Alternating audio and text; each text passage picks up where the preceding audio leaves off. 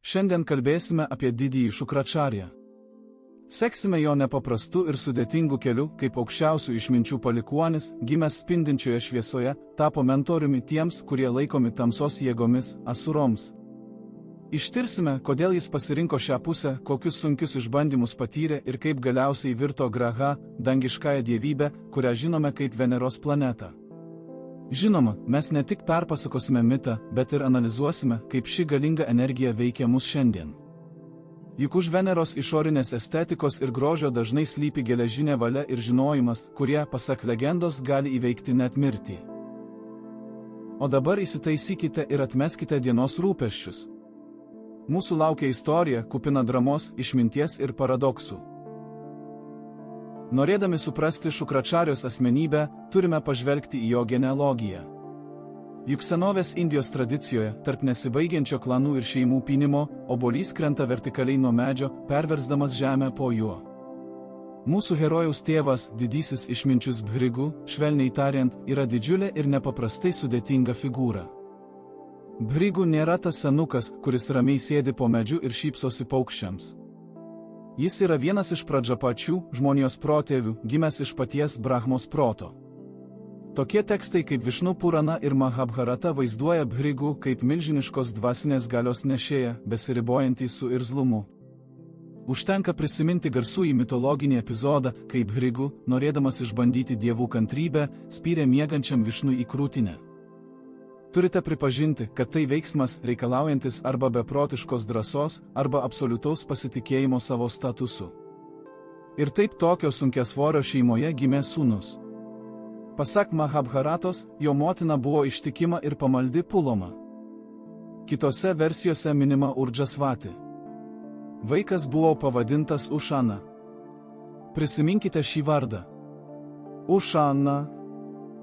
Taip jis buvo vadinamas savo kelionės pradžioje. Ir būtent šiuo vardu jis pasirodo seniausiuose vedų tekstų sluoksniuose. Nuo pat gimimo kūdikis buvo, sakykime, neįprastas. Legendose neprašomi lietimo scenos barškučiais. Vietoj to tekstuose atkakliai nurodoma į jo tedžasą. Vidinę šilumą, dvasinį spindesį. Berniukas tiesioginė prasme švytėjo. Tačiau tai nebuvo šiltas židinio švytėjimas, o šaltas, skvarbus žvaigždės švytėjimas šerkšnotą naktį. Jis augo nerimą keliančiu greičiu. Ir tai buvo ne tiek fizinis, kiek intelektualinis augimas. Atrodė, kad žinios jam netėjo iš išorės, o tiesiog iškilo jo atmintyje, tarsi jis visą tai būtų žinojęs prieš 1000 gyvenimų. Netrukus jis įgijo pravardę, kuri vėliau tapo jo pagrindiniu vardu – Šukra. Panagrinėkime šios skambaus žodžio reikšmę.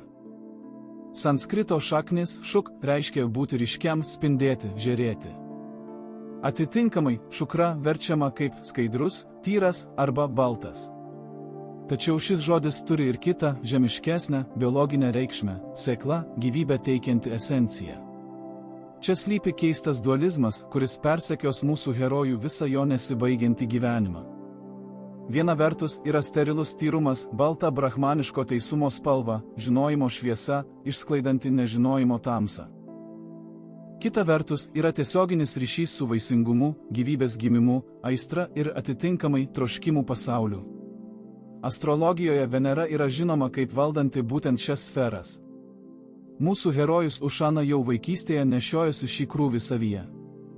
Jis buvo šaltakraujiškas intelektualas, turintis raktus į pačią karščiausią gyvybinę jėgą.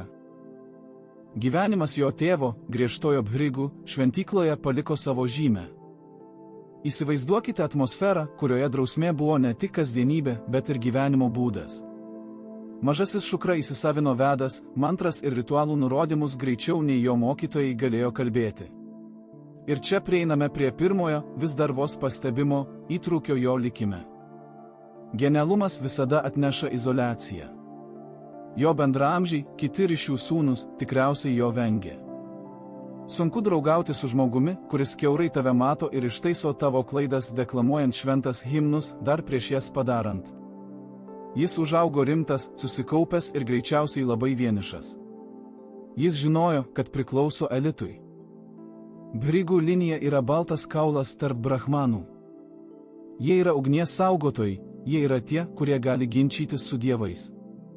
Šis išskirtinumo jausmas kartu su fenomenaliu talentu suformavo unikalų jaunojo Šukros charakterį. Jis nesiekė pritarimo, jis siekė tobulumo. Jam nereikėjo išmaldos, jam reikėjo pripažinimo už nuopelnus. Jis buvo idealus mokinys, asketiškai dėmesingas, aštriu liežuviu. Atrodytų, kad tokiam jaunuoliui atviros visos dangiškųjų rūmų durys. Dievai turėjo išsirikiuoti, kad gautų tokį patarėją. Tačiau likimas, arba, jei norite, karma, lėmė kitaip. Per didelis spindesys dažnai apakina aplinkinius, sukeldamas nesusižavėjimą, o dirginimą. Ir Ušana, šis baltas, spindintis išminčius, nepriekaištingo tyrumo nešėjas, nuo pat pradžių buvo per geras šiam netobulam pasauliui. Jo bekompromisė prigimtis, paveldėta iš tėvo, tapo tuo pačiu ašmeniu, kuriuo vėliau įsipjovė daugelis 3 pasaulių gyventojų. Mokslininkai dažnai pastebi, kad Šukračarja yra sentimentalumo neturinčių žinių archetipas. Skirtingai nuo kitų gurų, kurie galėjo demonstruoti švelnumą ar tėvišką atlaidumą, Ušana nuo vaikystės pasaulį suvokė kaip sudėtingą problemą lygtį, kurią reikėjo išspręsti. Ir jei sprendimui reikėjo griežtų metodų, tokia jau tiesos prigimtis, ji nebūtinai turi būti maloni. Šiame vaikystėje, sėdinčiam lotoso pozoje miško viduryje ir murmėjant sudėtingiausias himnus, jau snaudė didis maištininkas. Ne tas, kuris iš nusivylimo rėkia ir mojuoja kumščiais, o tas, kuris gali apversti visatą aukštyn kojomis vien todėl, kad senąją tvarką laiko netobulą. Palikęs tėvo atsiskyrėlio buveinę, jaunasis Šukračarja, kaip ir dera aukštesnių žinių trokštančiam brahmanui, iškeliavo ieškoti mentoriaus. Net jei gimei genijus ir tavo galvoje jau skamba himnai, nežinomi likusiai žmonijos daliai, tradicija yra nenumaldoma. Tau reikia guru. Be mokytojo žinios laikomos neteisėtomis, bešaknėmis ir bejėgėmis. Ir Šukros pasirinkimas teko išminčiui Angirui. Tai buvo logiškas, bet kaip vėliau paaiškėjo, lemtingas sprendimas. Angiras buvo monumentali figūra, savo statusu lygiavertė Šukros tėvui. Jo ašramas 3 pasauliuose buvo žinomas kaip to meto intelektualinio elito centras. Atrodė, kad nėra geresnės vietos lavinti protą. Šukra, kupinas vilties ir to paties šalto ryžto, apie kurį kalbėjome anksčiau, įstojo į miško mokyklą, pasiruošęs ištikimai ir nuoširdžiai tarnauti savo mokytojui. Jis davė paklusnumo įžadą, nešė malkas šventai ugniai, prižiūrėjo aukurą švarų ir atliko pačius paprasčiausius darbus, laukdamas, kol mokytojas pradės jam perteikti giliausias egzistencijos paslaptis. Tačiau Angiro ašrame buvo dar vienas mokinys. Jo vardas buvo Brihaspati. Ir viskas buvo gerai. Konkurencija tarp išminčių būtų įprasta, jei ne viena maža detalė. Brihaspati buvo mokytojo biologinis sūnus. Pasak Mahabharatos ir Bhagavat Puranos, būtent čia įvyko drama, nulėmusi mūsų Saulės sistemos likimą. Nepaisant viso savo didingumo ir asketizmo, Angiras negalėjo įveikti paprasto tėviško prisirišimo.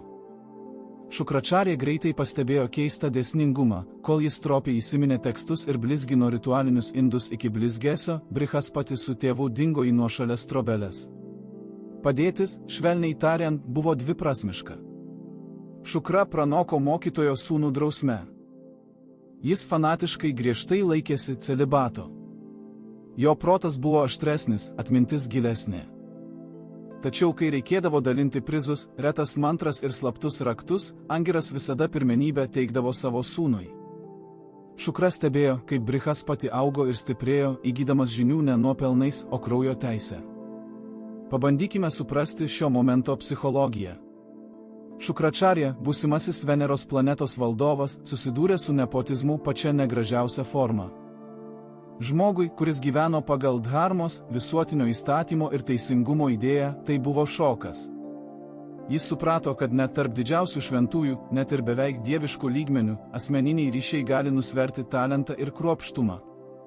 Tekstuose rašoma, kad Šukra ne iš karto susidūrė su konfliktu.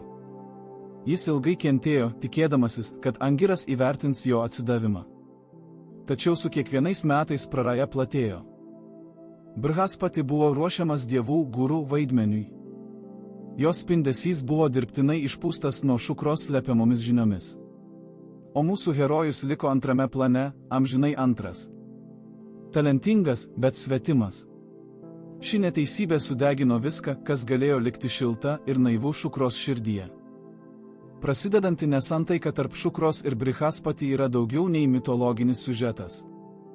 Tai visų būsimų konfliktų tarp aristokratijos, kuriai viskas duota iš gimimo, ir savamokslių genijų, kurie priversti išsikovoti savo vietą po Saulę, prototipas.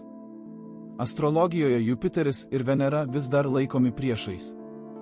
Jupiteris simbolizuoja tradicijas, religiją, įsitvirtinimą. Venera simbolizuoja aistrą, magiją, individualizmą ir maištą. Šios konfrontacijos šaknys slypi čia pat, miško ašrame, kur vienas mokinys gaudavo viską, o kitas tik trupinius nuo išminties stalo. Tiesos akimirka atėjo, kai Šukračarja tiesiogiai kreipėsi į savo mokytoją. Senovės kronikos nepasakoja šio dialogo pažodžiui, tačiau jo esmė aiški. Šukra paklausė, kodėl Angiras nuo jos slepia aukščiausias Brihaspati prieinamas žinias. Mokytojo atsakas arba, labiau tikėtina, jo iškalbingas tylėjimas buvo paskutinis lašas. Angiras iš esmės aiškiai pasakė, tu esi talentingas, bet jis, mano sūnus. Šukračarja nepuolė pykčio priepuolio ir nemaldavo pasigailėjimo. Jis tiesiog atsistojo ir išėjo. Tačiau neišėjo nuleidęs galvos, o su šalta liepsna viduje. Jis prisiekė rasti būdą, kaip pranokti Brihaspati. Jei dievai ir jų mokytojai elgsis nesąžiningai, jei dangiškoji hierarchija bus paremta giminystės ryšiais, o ne dvasios stiprybė, tai jis Šukra sukurs savo hierarchiją. Palikdamas Angiro ašramą, Šukračarja iš esmės paskelbė karą visai dieviškai tvarkai. Jis suprato, kad sistema yra supuvusi. O jei Dievo savo mentoriumi pasirinko patogų Brihaspati, tai jis Šukra eis pas tuos, kuriuos visi niekino. Pas tuos, kurie neturi globėjų. Pas Asuras. Svarbu atkreipti dėmesį į vieną subtilų momentą. Šukračarja netapo blogiu įprasta prasme. Jis nenorėjo sunaikinti pasaulio dėl malonumo. Jis norėjo atkurti pusiausvyrą. Jo logika buvo tokia, jei viena svarstyklių pusė pakrypsta vien privilegijų dėka, kitoje pusėje turi būti kažkas tokio sunkaus ir galingo, kad būtų atkurta pusiausvyra. Ir tas kažkas turėjo būti jo paties intelektas. Taigi, atstumtas geriausio visatos universiteto, Šukra išvyko į tremtį, nešiodamas nuoskaudą. Jis dar nežinojo, kaip tiksliai nugalės Brihaspati, bet buvo tvirtai įsitikinęs, kad privers Angirą gailėtis dėl savo pasirinkimo. Pasak Mahabharatos, jo pirmoji prieglobstis buvo išminčiaus gautamos ašramas, kur jis praleido šiek tiek laiko rinkdamas mintis. Tačiau jis neplanavo ten ilgai pasilikti. Jo galvoje jau buvo susiformavęs planas, šaltas ir matematiškai tikslus, kaip planetų judėjimas. Draugai, pažvelkime į situaciją mūsų herojaus akimis. Jo varžovas Brihaspati gavo ne tik žinias, bet ir poziciją. Jis tapo Radža guru, dvasinių dievų, gyvenančių dangiškojoje Svargos karalystėje, mentoriumi. Tai reiškia, kad Brihaspati dabar turėjo prieigą prie neribotų išteklių, pagarbos ir, svarbiausia, amritos nemirtingumo gėrimo. Jis buvo integruotas į sistemą, tapdamas jos dalimi. Šukračarja puikiai suprato, kad norint įrodyti savo pranašumą, jam reikia savo armijos ir savo karalystės. Jam reikėjo mokinių, iš kurių jis galėtų suformuoti jėgą, galinčią sutriuškinti Indrą ir sugėdinti Brihaspati. Bet kur juos rasti? Visos gerbiamos pozicijos jau buvo užimtos. Teisėjai ir išminčiai traukė link dievų. Liko tik viena išeitis – žiūrėti ten, kur nenorėjo žiūrėti nė vienas iš tyrųjų brahmanų – į Asuras. Tokie tekstai kaip Matsijos Purana apibūdina Asurų būklę tuo metu kaip gana baisę. Tai nebuvo galingi valdovai, kuriuos esame įpratę matyti vėlesniuose mituose. Jie iš esmės buvo visatos paklydėliai. Kaip ir dievai, jie buvo protėvio Kašjapos palikuonys, todėl buvo pusbroliai. Tačiau jiems nuolat nesisekė. Neturėdami išmintingų patarimų, jie nuolat pralaimėdavo mūšius. Jie buvo nuvaryti į požemio pasaulį, jų turtas ir teritorija buvo pavogti. Jie buvo fiziškai stiprus, kupini įniršio, bet visiškai dezorientuoti. Jiems trūko strategijos, drausmės ir aukščiausių mistinių žinių, vidijos. Šukrai tai buvo tobula medžiaga, molis, iš kurio jis galėjo lipdyti bet ką. Be to, tai turėjo ir psichologinį aspektą. Tapęs atstumtųjų mokytojų, jis pats tapo absoliučiu autoritetu.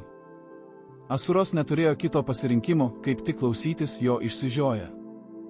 Čia niekas jam nepriekaištautų, kad jis tėra Bhrigų sūnus, o ne vyriausiojo žynio numylėtinis. Šukros atvykimas pas Asuras žymėjo kosmologijos lūžio tašką. Įsivaizduokite, vienišas asketas spindintis balta šviesa, prisimenate jo vardo reikšmę, tiesa, nusileidžia į tamsius patalos pasaulius. Jis nenešioja ginklų, tik lazdą ir vandens indą. Asuros įpratę laikyti brahmanus priešais, atsargiai jį apsupa. Tačiau Šukra neištarė jokių keiksmų. Jis pateikė jiems pasiūlymą, kurio jie negali atsisakyti. Padarysiu tave stipresniu už dievus, sako jis, jei paklusi mano vadovavimui ir seksi mano nustatytą dharmą. Tai buvo meistriškas žingsnis. Šukračarija neketino tapti demonu. Jis ketino demonus paversti dievais, drausmingais, išmanančiais ritualus, astrologijos ir mantrų meistrais. Jis tapo tuo, ką šiandien vadintume pralaimėjusios pusės krizių valdytoju. Būtent šią akimirką jis gavo Asuračarijos, Asurų mokytojo, titulą. Šiame sprendime slypi gili ironija, tyriausias, griežčiausiai laikantis savo įžadų, Brahmanas tampa chaoso jėgų vadu. Tačiau atidžiau įsižiūrėjus, chaosas nustojo būti chaosu būtent jam atvykus. Šukra demonų stovyklai įvedė griežčiausią drausmę. Jis uždraudė jiems beprasmį smurtą, mokė kaupti energiją per asketizmą, o ne eikvoti ją beprasmiam naikinimui. Atitinkamai, visatos jėgų pusiausvyra ėmė sparčiai keistis. Anksčiau Indra ir Brihaspati galėjo tingiai gerti somą, žinodami, kad kita ataka dėl jų kvailumo išblės, o dabar viskas tapo rimta. Priešas įgijo smegenis ir šios smegenys žinojo visas dangiškosios kanceliarijos silpnybės, nes užaugo jos koridoriuose. Šioje istorijoje matome svarbų filosofinį principą – opozicijos poreikį. Visata negali egzistuoti vienpoliame pasaulyje.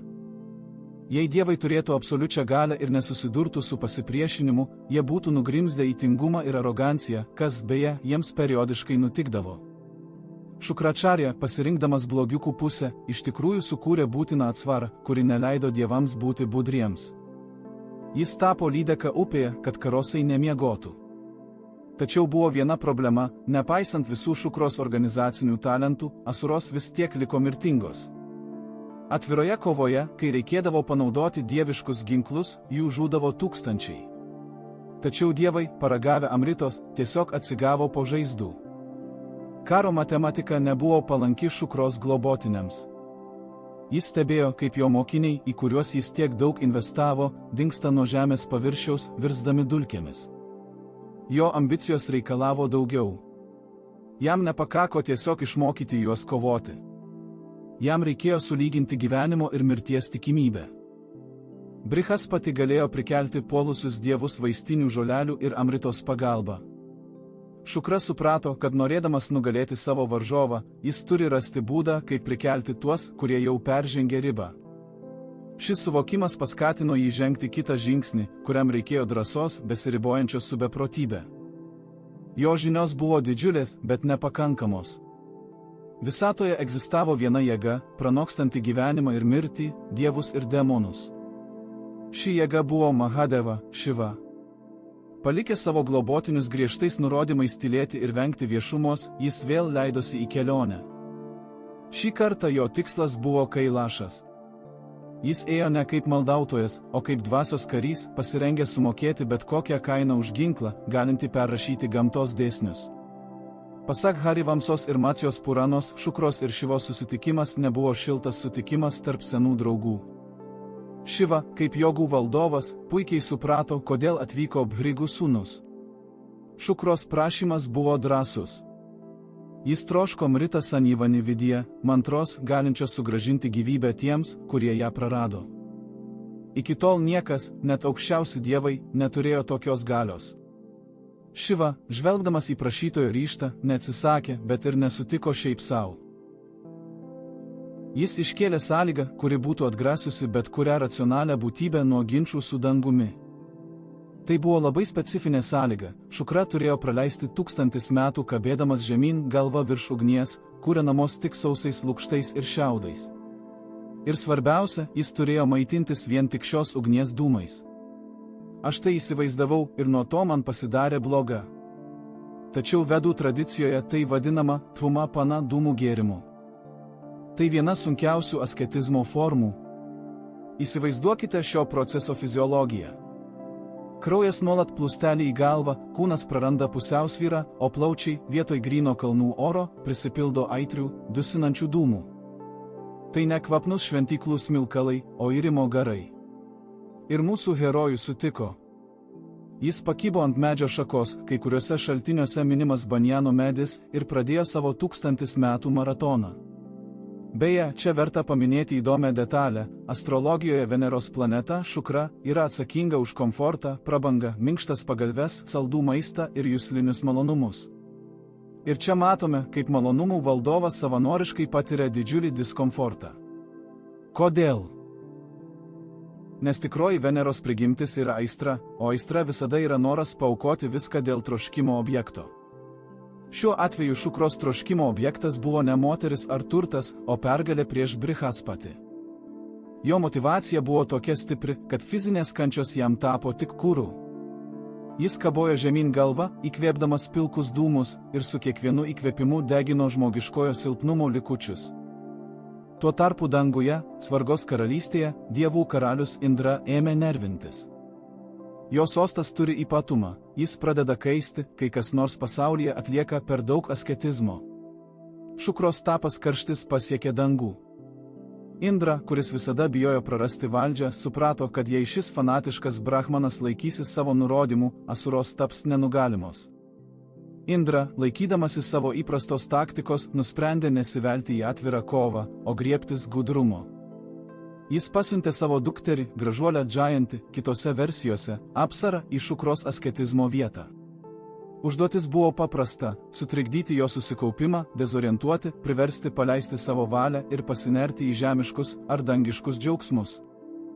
Džajanti atvyko į Kailašą. Ji panaudojo visus jai žinomus metodus, užkurdavo ugnį, kad dūmai taptų dar tirštesni ir nepakeliamesni, arba atvirkščiai bandydavo džiuginti asketo ausis dainavimu. Pasak kai kurių legendų, ji netgi tepdavo pipirų pastos ant jo vokų, kad sukeltų skausmą ir nutrauktų transą. Tačiau Šukračarja liko nejudrus. Jo sąmonė buvo taip giliai panirusi į Šivai skirtą mantrą, kad jis nustojo suvokti išorinius dirgiklius. Dūmai jam tapo nektaru, skausmas džiaugsmu, o laikas prarado savo linijinę prasmę. Šiame epizode stebime asmenybės virsmą.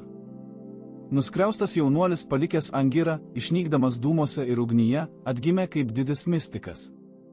Šukra įrodė, kad jo intelektas gali kontroliuoti net savisaugos instinktą. Jis ne tik ištvėrė, jis įvaldė savo kančias. 1000 metų prabėgo kaip viena Brahmos diena.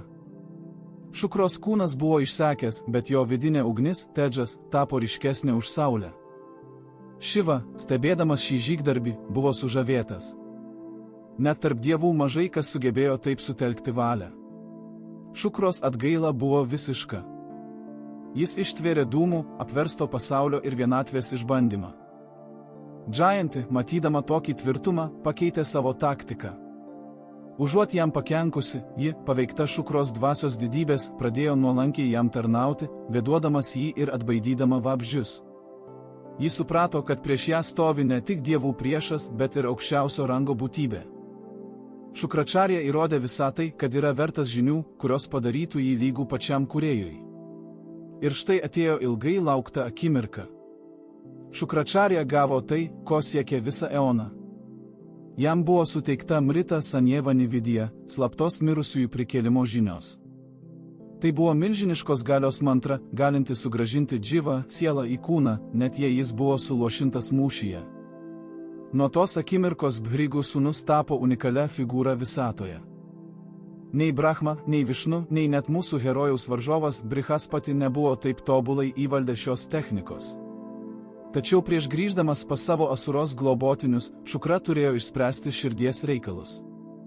Prisimename Indros dukterį Džajantį, kuri, užuot suklaidinusi asketą, tapo jo atsidavusią tarnaitę. Šukra, įvertinęs jos atsidavimą ir galbūt situacijos ironiją, dievų karaliaus dukra tarnavo demonų mokytojui, priėmė jos santuokos pasiūlymą. Ši sąjunga, kuri anot Puranų truko 10 metų, padovanojo jiems dukrą Devajani. Prisiminkite tą vardą Devajani. Ši mergina, gimusi iš didžiausio asketo ir dangiškosios princesės sąjungos, atliks svarbų vaidmenį vėlesnėje dramoje. Jos charakteris bus toks pat sudėtingas ir reiklus kaip ir jos tėvo. Pagaliau grįžęs į Asurų stovyklą, Šukračarja buvo pasveikintas kaip dievybė. Ir ne be reikalo. Jėgos pusiausvyra amžinajame kare akimirksniu ir radikaliai pasikeitė. Įsivaizduokite dievų nusivylimą. Jie žygiavo į mūšį, jų ginklai, palaiminti paties Višnu, sutriuškino priešus. Demonai krito be gyvybės ženklų. Tačiau vos tik Šukra ištarė mantrą ir apšlakstė jų kūnus vandeniu, jie pakilo, kupini jėgos ir įniršio.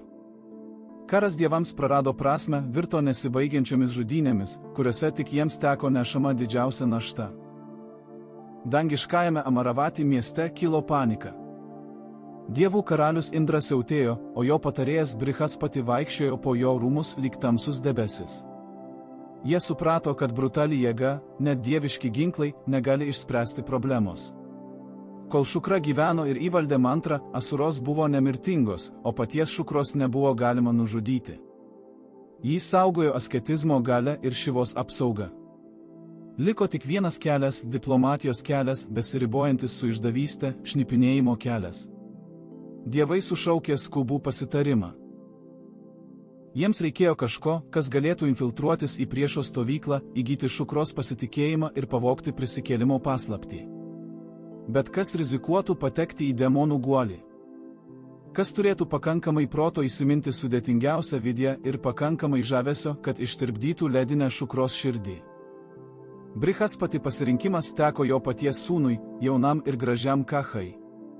Tai buvo tikrai machiaveliškas žingsnis – pasiųsti savo didžiausio priešo sūnų pas patį priešą. Apskaičiavimas buvo subtilus, Šukra buvo brahmanas iki širdies gelmių. Jis laikėsi garbės kodekso. Jei pas jį ateidavo vertas mokinys, nuolankiai siekdamas žinių, guru neturėjo teisės atsisakyti, net jei tas mokinys buvo jo aršiausio varžovo sūnus. Tai yra mokytojo dharma. Dievai nusprendė pasinaudoti Šukros kilnumu, panaudodami prieš jį pačius principus. Kača, gavęs tėvo palaiminimą ir Indros atsisveikinimo žodžius, grįžk su paslaptimi ir pasidalinsi su mumis šlove, iškeliavo į Asurų buveinę. Jis nepasiėmė ginklų.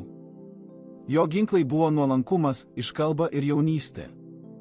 Atvykęs pas Šukrą, Kača puolė jam po kojomis ir pasakė kalbą, vertą geriausių diplomatų. Jis neslėpė savo kilmės, aš esu Kača, Angiro anūkas ir Brihaspati sūnus, tarė jis. Atėjau pas tave, didžiausias iš mokslininkų, tarnauti tau 1000 metų. Priimk mane kaip savo mokinį.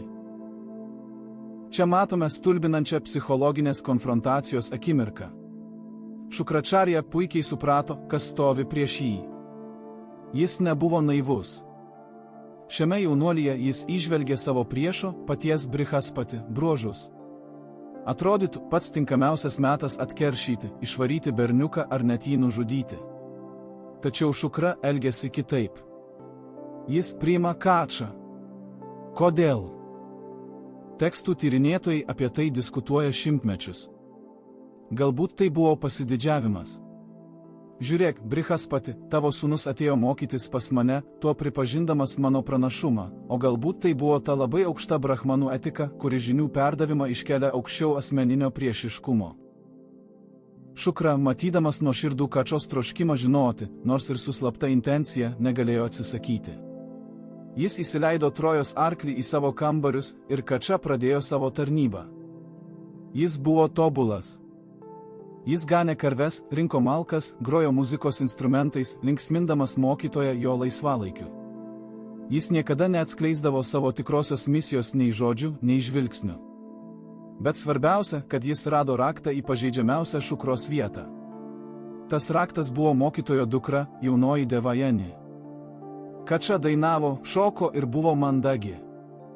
Devajani, užaugusi tarp šiurkščių ir nerangių asurų, niekada nebuvo mačiusi tokių rafinuotų jaunuolių. Ji natūraliai įsimylėjo, o Kača, sumanus agentas, nei atstumė jos meilės, nei peržengė ribos, laikydamas ją toje mieloje įtampoje, kuri priverčia pamesti galvą. Praėjo daug metų. Priešas gyveno mokytojo namuose, tapo beveik šeimos nariu, užkariavo dukters širdį ir tėvo pasitikėjimą.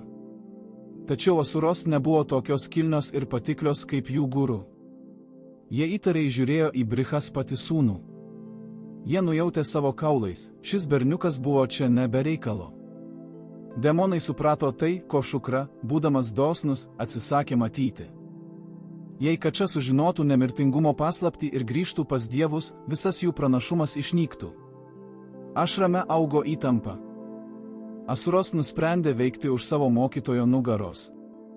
Jų nesaisto brahmanų garbės kodeksas. Jiems klausimas buvo paprastas, grėsmė buvo, ją reikia pašalinti.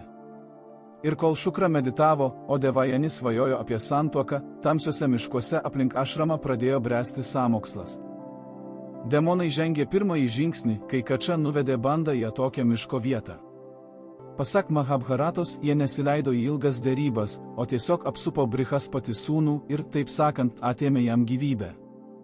Kad paslėptų pėdsakus, jie sukapojo jo kūną į gabalus ir suėdė juos miško vilkams ir šakalams. Skaičiavimas buvo paprastas, nėra kūno, nėra problemų. Jei mokinys tiesiog dingdavo, jie galėjo tai priskirti nelaimingam atsitikimui arba laukiniams gyvūnams. Ta vakarą karvės grįžo į aptvarą vienos. Devajani, kuri jau jautė Kačai ne tik draugišką meilę, iš karto pajuto, kad kažkas negerai. Ji verkdama nubėgo pas tėvą. Jos argumentas buvo tvirtas ir grynai moteriškas. Karvės grįžo, bet Kača ne. Arba jis miręs, arba pasiklydo. Bet žinok, tėve, aš be jo negyvensiu. Šukračarija atsidūrė keblioje situacijoje. Viena vertus mokinys buvo dingęs, kita vertus jo mylima dukra pateikė ultimatumą. Didysis guru netyrė ir neapklausė asurų. Jis tiesiog pritaikė tas pačias žinias, dėl kurių kybojo dūmose 1000 metų. Šukra pasinaudojo Mrita Sanjivani. Jis mintise iškvietė Kačą. Šios mantros galia tokia, kad siela privalo grįžti į kūną, kad ir kur ji būtų. Ir taip, tykančių asurų siaubui, Kača nesužeistas išniro iš miško tankmės. Vilkai, kurie jį buvo draskę, tiesiog plyšo, negalėdami atsispirti atgimimo galiai. O galbūt jo kūnas pats susibūrė. Tekstai siūlo skirtingas interpretacijas, tačiau rezultatas tas pats – šnipas grįžo į tarnybą. Kača, būdamas sumanus agentas, nesiskundė savo mokytojui dėl savo globotinių. Jis suprato esąs priešo teritorijoje. Ir bet koks skundas tik pablogintų jo padėtį. Jis toliau šypsojosi ir tarnavo, apsimesdamas, kad nieko neįprasto neįvyko. Asuros buvo įniršusios. Jų planas žlugo, bet jie neketino pasiduoti. Jie suprato, kad vien sunaikinti fizinę formą nepakanka, kol Šukra turi savo magišką formulę. Antrą kartą jie sugavo Kačą, kai šis nuėjo į vandenyną atnešti retų gėlių, kurių prašė Devajani. Šį kartą demonai į šį klausimą žvelgė kūrybiškai, jie ne tik atėmė jiems gyvybės. Jie susmulkino jo kūną į smulkę pastą ir ištirpino ją sūriame vandenyno vandenyje. Logika buvo nepriekaištinga. Neįmanoma atkurti vandenyne ištirpusio kūno. Tačiau jie vėl nuvertino Šukračarijos galią. Kai tą vakarą Devajani vėl surengė isterijos priepuolį, kuris jau buvo tapęs jos įpročiu, Šukra sugiedojo mantrą. Ir vandenynas paklusniai grąžino Kačą. Jaunuolis vėl stovėjo prieš savo mokytoją šlapės, bet gyvas. Verta čia stabtelėti ir paklausti, ar Šukračarija, turintis aukščiausią intelektą, tikrai nesuprato, kas vyksta. Ar jis tikrai manė, kad Kačai tiesiog nesiseka ir jis nuolat įsivelia į bėdą? Labiausiai tikėtina, kad Šukra puikiai suprato. Tačiau jo pasididžiavimas iš jo išjuokė. Grąžindamas Kačą, jis pademonstravo savo visagalybę asuroms ir visai visatai. Žiūrėk, atrodė, kad jis sako, tu gali sunaikinti materiją, bet aš valdau patį gyvenimą. Tai buvo galios demonstravimas, kuris temdė jo budrumą. Asuros, matydami, kad jų mokytoja vaidina dievą ir ignoruoja klano saugumą, nusprendė imtis kraštutinių priemonių. Trečiasis pasikėsinimas nužudyti turėjo būti paskutinis. Jie suprato, kad norėdami užkirsti kelią Šukros prikėlimui kačios, jie turi užtikrinti, kad mokinio kūnas taptų kažko, ko Šukra nedrįstų ar negalėtų sunaikinti dalimi. Trečią kartą jie užpuolė kačią, kai šis buvo vienas. Jie vėl atėmė jam gyvybę, bet šį kartą sudegino jo kūną iki pelenų. Ir tada prasidėjo baisiausia apgaulė, kokią tik galėjo atlikti demonų protai. Jie paėmė šiuos pelenus ir sumaišė juos su vynu. Čia reikalingas svarbus paaiškinimas. Tais laikais brahmanai, net ir griežčiausi, kartais gerdavo surą, svaiginantį gėrimą. Šukrai tai nebuvo laikoma draudžiama. Asuros po ilgos meditacijos dienos pasiūlė savo mokytojui taurę šio ypatingo vyno. Šukračarja, nežinodamas apie gudrybę, priėmė auką. Jis išgėrė vyną iki dugno. Ta akimirka spąstai užsidarė. Tai, kas liko iš kačio, jo materialios esmės, dabar buvo paties Šukračarijos viduje, jo skrandyje. Ta vakarą scenarijus pasikartojo. Karvės grįžo, bet kačio nebebuvo. Divajani, jau įpratusi, kad jos tėvas spręstų visas sužadėtinio dingimo problemas, vėl pareikalavo grąžinti savo mylimąjį. Šukra tikriausiai net atsiduso iš nuovargio. Gerai, tarė jis. Dabar jį pakviesiu, jis užmerkė akis, susikaupė ir sukalbėjo kreipinio mantrą. Ir tada nutiko kai kas, ko net jis negalėjo numatyti. Mokinio balsas sklido ne iš miško, ne iš vandenyno kranto ir ne iš dangaus. Balsas buvo duslus, bet aiškus. Iš paties Šukros vidaus. Mokytojau, aš čia, tarė balsas iš jo pilvo. Aš esu tavyje, Šukračarja sustingo.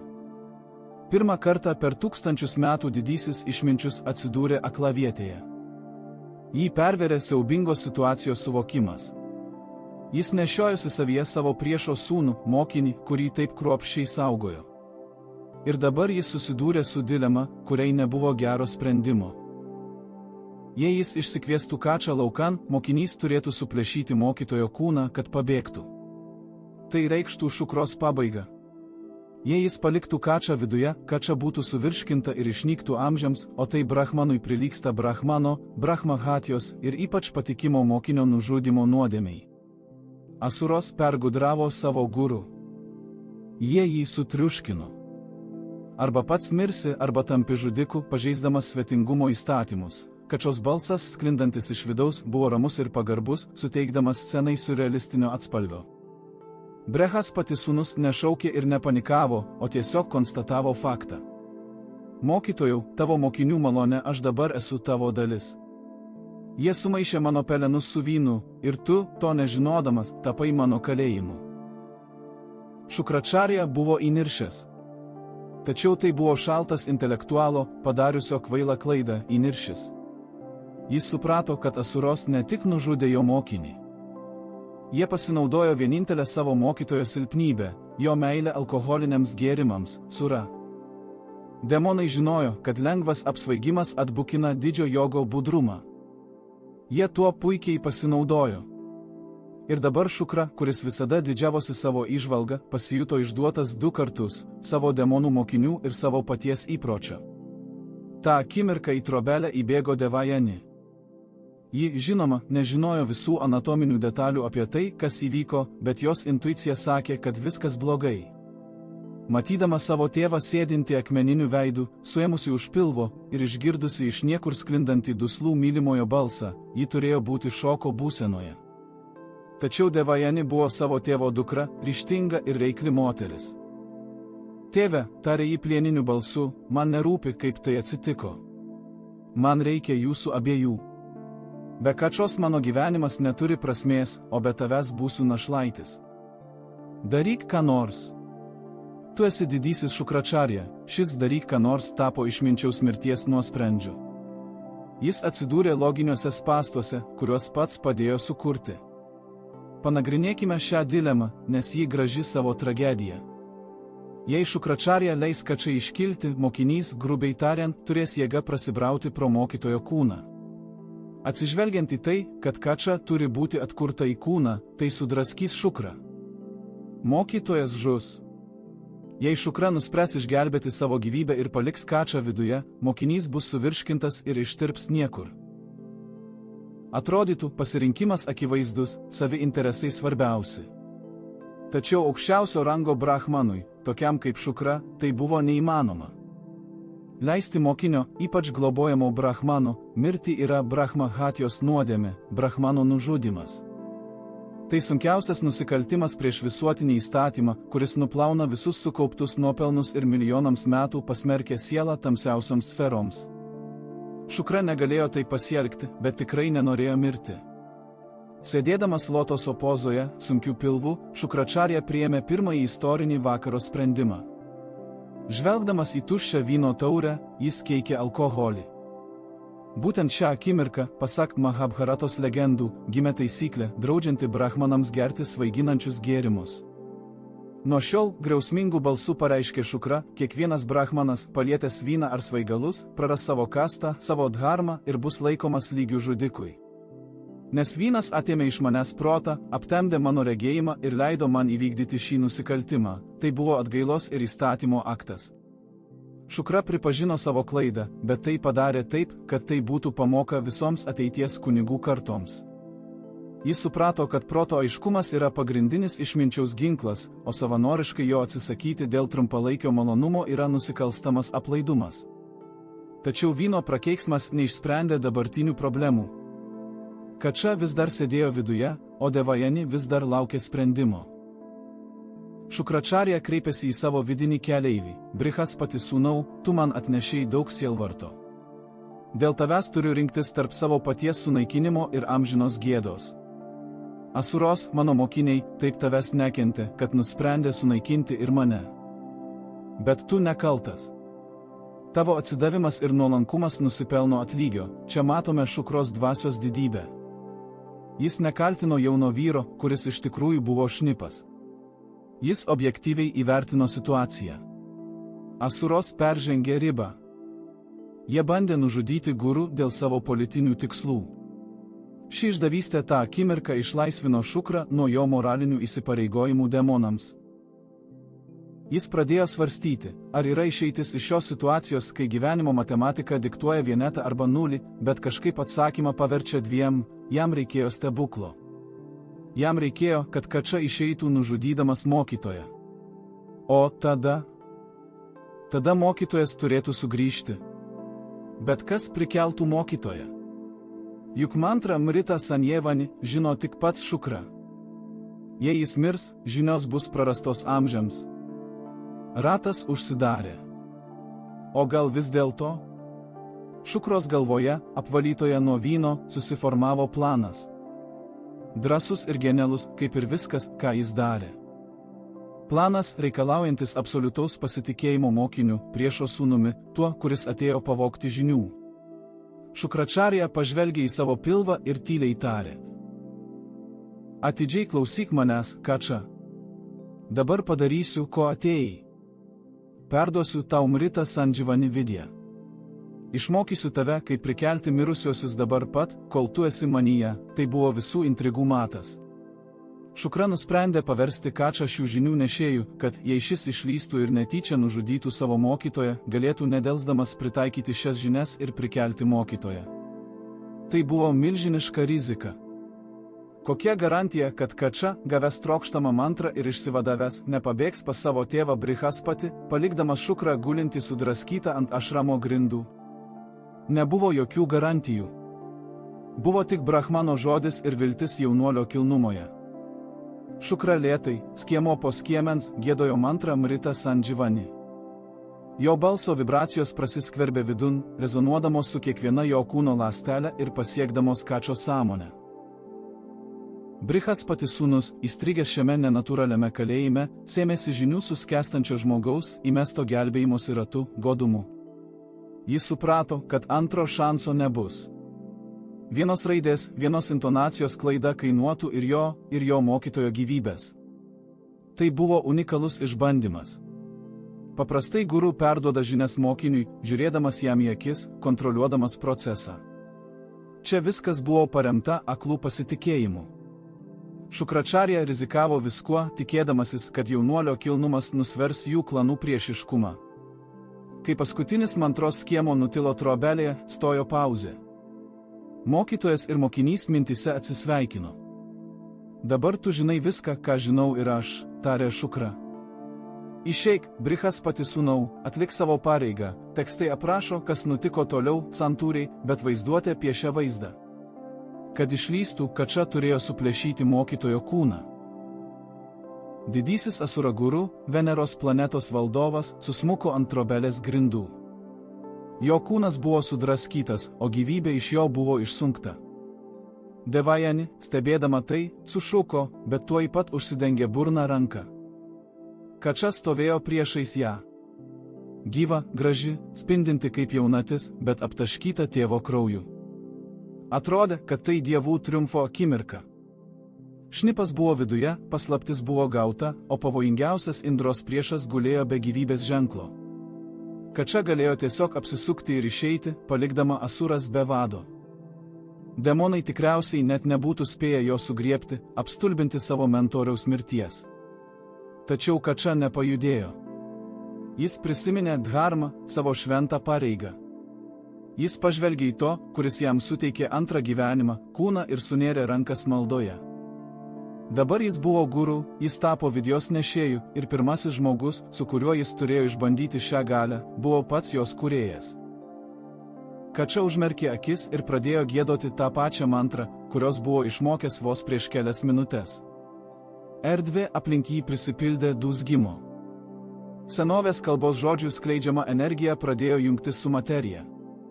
Žaizdos ant Šukros kūno užgijo, kaulai susipynė ir ta pati šalta, skverianti intelekto šviesa vėl nušvietė jo blankes akis. Šukračarija giliai įkvėpė ir atsikėlė. Jis buvo gyvas. Jis pažvelgė į Kačą ir tame žvilgsnyje nebebuvo jokio pykčio ar įtarimo. Tai buvo lygaus žvilgsnis. Planas puikiai suveikė. Asurai, suplanavę šią vyno varomą schemą, patyrė triuškinantį pralaimėjimą. Jie ne tik nesugebėjo sunaikinti šnipo, bet ir padarė jį nemirtingą, priversdami savo mokytoją patirti žeminančią prikėlimo iš priešo procedūrą. Būtent čia įvyksta veikėjų santykių pokytis, kurio daugelis nepastebi. Vedų tradicijoje egzistuoja dvigubai gimusios savoka. Paprastai tai reiškia brahmanus, atlikusius iniciacijos ritualą. Tačiau Kačos ir Šukros atveju ši savoka įgavo tiesioginę, fiziologinę prasme. Šukračarija, kreipdamasis į jaunuolį, ištarė žodžius, kurie amžiams pakeitė jų likimą. Tu įvykdei savo likimą, tyliai tarė Šukračarija. Tu nebėra tik mokinys. Tu esi Mritos Sandživani nešėjas. Tu kilęs iš manęs, o tai reiškia, kad esame to paties kraujo. Dabar eik pas savo dangiškuosius brolius. Aš tavęs nesulaikau. Kača, pagarbiai nusilenkęs, sunėręs rankas, palietė savo mokytojo kojas. Jiems nereikėjo daug žodžių. Jie abu suprato, kad pasaulis pasikeitė amžiams. Nemirtingumo monopolija, kuria taip didžiavosi Asuros, žlugo. Paslaptis buvo atskleista. Jaunuolis apsisuko ir neatsisukdamas paliko demonų buveinę, atmintyje nešdamas šventus skiemenis galinčius apgauti mirtį. Šukra liko vienas. Jis priėjo prie trobelės išėjimo ir pažvelgė į naktinį dangų, kuriame mirgėjo miriadai žvaigždžių. Jis suprato, kad žemiškas šachmatų žaidimas, kurį jie žaidė tūkstantmečius, pasiekė aklavietę. Dabar abi pusės buvo lygios. Tai reiškia, kad senasis išminčius turės ieškoti naujų kelių, daug sudėtingesnių nei paprasta prisikėlimo magija. Jo, kaip mentoriaus, misija žengė į naują etapą. Kačio sugrįžimas į dangišką Amarovati miestą tapo dievų švente, prilygstančia tik nemirtingumo nektaro atradimui. Indra, dievų karalius, pagaliau galėjo lengviau atsikvėpti. Buvo atkurta jėgų pusiausvyra, kurią ilgai trikdė Šukračarijos genialumas. Dabar, jei mūšyje kristų dievas, Kačis arba Brihaspati, kurį jis apmokė, galėtų jį sugrąžinti į eiles. Jei kristų demonas, Šukra padarytų tą patį. Padėtis, tiesą sakant, buvo aklavietė. Karas, kurio anksčiau tikslas buvo aiškus – sunaikinti priešą, virto beprasmiu ciklu. Įsivaizduokite mūšį, kuriame nuostoliai akimirksniu pakeičiami. Tai nebe karas, o kažkokios nesibaigiančios paringo rungtynės, kosminio masto sportinė treniruotė, kurioje niekas negali iš tikrųjų laimėti. Šukračarja, sėdėdamas savo miško ašrame, puikiai suvokė šią ironiją. Jis, kaip niekas kitas, matė vykstančio dalyko absurdiškumą. Grubi jėga nebebuvo lemiamas argumentas. Būtent čia atsiskleidžia tikroji mūsų herojaus prigimtis, paverčianti jį ne tik burtininku, bet ir didžiausiu strategu kosmose. Panagrinėkime, kodėl Džiotiše, vedų astrologijoje, planeta Venera, dar žinoma kaip Šukra, yra atsakinga ne tik už meilės žaidimus, bet ir už diplomatiją, politiką bei ministrus. Atrodytų, kur yra meilė, o kur sausa politika. Tačiau ryšys yra tiesioginis. Kai negali sunaikinti priešo, esi priverstas su juo derėtis. Esi priverstas ieškoti kompromisų, megzti intrigas, megzti sąjungas ir naudoti žavesį vietoj lazdos. Šukra suprato. Tiesioginės konfrontacijos era baigėsi. Atėjo laikas intelektui ir švelniai galiai. Jis pradėjo mokyti savo globotinius, grubius ir tiesmukaus asuros meno, kuris jiems buvo visiškai svetimas. Meno gyventi šalia priešo jo nežudant, bet ir jam nepalenkiant. Šiuo laikotarpiu Šukračarja iš lauko mediko virto rafinuotų politikų. Jis pradėjo kurti elgesio kodeksus, žinomus kaip šukraniti. Tai traktatai apie tai, kaip valdyti valstybę, kaip derėtis, kaip išnaudoti priešo silpnybės. Jis moko demonus, kad pergalė yra ne lavonų kalnas, o pelninga taikos sutartis. Mums šis Šukros gyvenimo etapas atskleidžia labai svarbų aspektą. Veneros įtaka žmogui dažnai susiveda į paprastą mėgstamų ir nemėgstamų klausimą. Tačiau aukščiausia šios planetos oktava yra gebėjimas rasti harmoniją prieštaravimuose. Šukra mus moko, kad jei susidurite su problema ar žmogumi, kurio negalite nugalėti, atleisti, užginčyti ar pašalinti iš savo gyvenimo, turite pakeisti taktiką ir imtis diplomatijos. Pažvelkite į savo gyvenimą. Kaip dažnai mes daužome galvas į sieną, bandydami įtvirtinti savo teisumą, net jei jėgos lygios. Tokioje situacijoje Šukra tiesiog pasitraukia į šalį ir pasiūlo sandorį. Štai kodėl žmonės, kurių horoskope yra stipri Venera, dažnai tampa puikiais derybininkais, teisininkais ar konsultantais. Jie nebijo konflikto. Jie žino, kaip jį paversti bendradarbiavimu. Tačiau grįžkime prie mūsų herojaus. Supratęs naują išsidėstymą, Šukra nusprendė, kad kadangi dievai tapo nemirtingi, taktinė prasme asuros turi tapti geresni už dievus. Skamba paradoksaliai. Demonai, kurie iš prigimties linksta į chaosą ir tamsą, vadovaujami Šukros, pradeda įvaldyti sudėtingiausius vedų ritualus. Mokytojas samprotavo taip: visatoje valdžia suteikiama ne už grožį ar gimimą, o už dharmos įstatymo laikymasi. Jei Indra ir jo palyda, apsvaigę nuo savo nebaudžiamumo, pradės laužyti įstatymą, o asuros griežtai laikysis įžadų ir atliks aukas, tuomet visatos energija natūraliai tekės demonams. Tai buvo puikus ilgalaikis planas. Šukra rėmėsi moraliniu pranašumu. Jis uždraudė asuroms beprasmį žiaurumą. Jis įvedė griežtą hierarchiją ir brahmanų garbinimą jų visuomenėje. Demonai griežė dantimis, norėjo sunaikinti ir sutriuškinti, bet pakluso savo guru. Atitinkamai, karas persikėlė iš fizinės į etinę plotmę. Ir tada dievai pradėjo pralaimėti. Atsipalaidavę dangiškoje komforto erdvėje, jie ėmė pamiršti pareigą, o pergalės ištroškę asurai buvo drausmingi kaip niekad anksčiau. Šukračarja įrodė, kad tinkama sistema nugali bet kokį talentą ir bet kokią įgimtą privilegiją. Čia slypi dar viena pamoka iš Veneros mums. Ši planeta mėgsta komfortą. Tačiau ji taip pat reikalauja struktūros.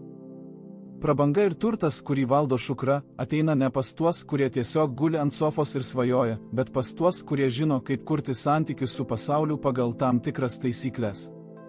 Šukra parodė, kad net iš chaoso galima sukurti klestinčią imperiją, jei pasitelkiamas intelektas ir valia. Taigi, draugai, pasiekėme momentą, kai mūsų didvyris Šukračarja pagaliau pakeitė savo taktiką. Suprasdamas, kad pergalė tiesioginėme susidūrime su dangumi neįmanoma, jis nusprendė žaisti ilgą žaidimą. Jam reikėjo tobulo instrumento, valdovo, kuris jo besąlygiškai klausytų ir įgyvendintų jo naująją revoliucinę doktriną. Šis instrumentas buvo karalius Mahabalis. Apie šio valdovo asmenybę ir tai, kaip jis dramatiškai prarado savo karalystę, jau išsamei kalbėjome paskaitoje Dieviškoji gudrybė ar apgaulė – 3 Višnų žingsniai. Jei dar negirdėjote, būtinai raskite laiko, joje gausu įdomių detalių apie patį sandorį. Šiandien nepasakosime įvykių kronikos, o pažvelgsime į šią epochą mūsų didvyrio Šukračarijos akimis. Juk jis buvo šios pergalės architektas. Šukra pažvelgė į jaunąjį Mahabalį ir įžvelgė jame potencialą, kurio trūko kitiems asurams. Jis sujungė titanų prigimtinę jėgą su gebėjimu mokytis. Šukros planas buvo drąsus. Jis nusprendė įrodyti visatai, kad teisumas nėra dievų monopolija. Jis pasakė Mahabaliui, mes nustosime elgtis kaip naikintojai. Mes tapsime šventesni, tyresni ir dosnesni nei dangaus gyventojai. Mes užtvindysime šį pasaulį tiek daug pamaldžių ritualų, kad karmos dėsniai bus tiesiog priversti atiduoti mums galią, ir darbas prasidėjo. Šukračarijos budriai vadovaujant, Asurų karalystė buvo transformuota neatpažįstamai. Tai buvo unikalus socialinis eksperimentas. Įsivaizduokite, demonai, chaoso padarai, staiga pradėjo keltis prieš aušrą, maudytis ir valandų valandas giedoti vedas. Šukra asmeniškai prižiūrėjo kiekvieną ugnies auką. Jis įvedė griežčiausią drausmę. Jokio alkoholio. Prisimenate jo įžadą? Jokio smurto dėl pramogos. Dangiškojoje Amarovati karalystėje tuo metu dievai atsipalaidavo. Indra ir jo palyda pradėjo laikyti save gerais vaikinais iš prigimties. Jie mėgavosi apsaros šokiais, gėrė somą ir tikriausiai pradėjo pamiršti savo pareigas. Tuo tarpu požemio pasaulyje asuros, sukandusios dantis, kaupė tapas, ugninga asketizmo energija. Šios strategijos kulminacija buvo didysis Višvadžito Jadžna. Šukračarija veikė kaip vyriausiasis žynys. Jis žinojo, ką daro. Kai Mahabalis, pasipuošęs naujais iš šventosios ugnies pagamintais šarvais, vedė savo armiją į dangų, tai nebuvo barbarų antpuolis. Tai buvo tų, kurie turėjo moralinę teisę valdyti, žygis. Brehaspati, dievų mokytojas ir amžinas Šukros varžovas, matydamas artėjančių demonų aurą, iš karto viską suprato. Jis pasakė Indrai, mes negalime laimėti. Dharma dabar yra jų pusėje. Šukračarija sukūrė sistemą, prieš kurią neturime ginklų. Turėsime pasitraukti. Ir dievai pasitraukė be kovos. Tai buvo didžiausia Šukračarijos pergalė. Jis nugalėjo Brihaspatį ne kardu, o taisyklių knygą. Jis įrodė, kad intelektas ir drausmė yra svarbesni už gimimą. Mahabali užėmė Indro sostą ir prasidėjo vadinamasis aukso amžius. Čia mums svarbu išanalizuoti, kaip Veneros, Šukros energija pasireiškė šio valdymo metu.